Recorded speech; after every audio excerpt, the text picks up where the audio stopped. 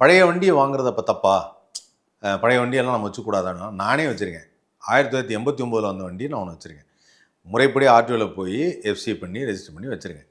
அந்த வண்டி வந்து ரொம்ப தூரம்லாம் போகாது. ஆனால் ஒரு ஆசைக்காக வாங்கியிருக்கேன். பழைய வண்டினா எனக்கு பிடிக்கும், ஆசைக்காக வாங்கியிருக்கேன். அது என்னுடைய பர்சனல். இப்போ நானே போய் எங்கேயா போயிடுச்சுன்னா, எப்பா உன் வண்டி நீ எதுப்பா அதெல்லாம் வாங்கிட்டு வந்தீங்கன்னு கேட்கலாம். என் பர்சனல். நான் பப்ளிக் சர்வீஸ்க்காக ஒரு வண்டியை கொடுக்குறேன் அப்படின்னா அதுக்கு எனக்கு பொறுப்பு வேணும் இல்லையா? நான் வந்து பொறுப்போடு தான் செயல்பட முடியும். நான் உனக்கு கொடுத்த வண்டியில் ஏதாவது தப்பாகிடுச்சுன்னா நீங்கள் என்ன சொல்லுவீங்க?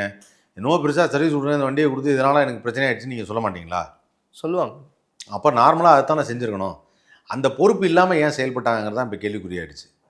அவங்களுக்கு சுத்தமாக அந்த பொறுப்பே இல்லாமல் ஏதோ ஒரு வண்டியை கொடுத்து ஃபோட்டோ எடுக்கும்போது வண்டி பெருசாக இருக்கும், முன்னாடி ஃபுல்லாக பெயிண்ட் அடிச்சுட்டா நல்லாயிருக்கும்.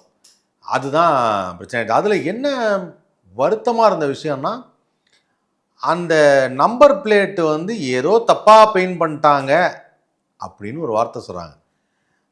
அதை சீனியர் ஜேர்னலிஸ்ட் உமாபதி கிருஷ்ணன் அவர்கள் சொல்லும்போது எவ்வளோ பெரிய அஃபென்ஸ் தெரியுமான்னாரு. அதை இன்னும் விளக்கியே சொல்கிறேன்.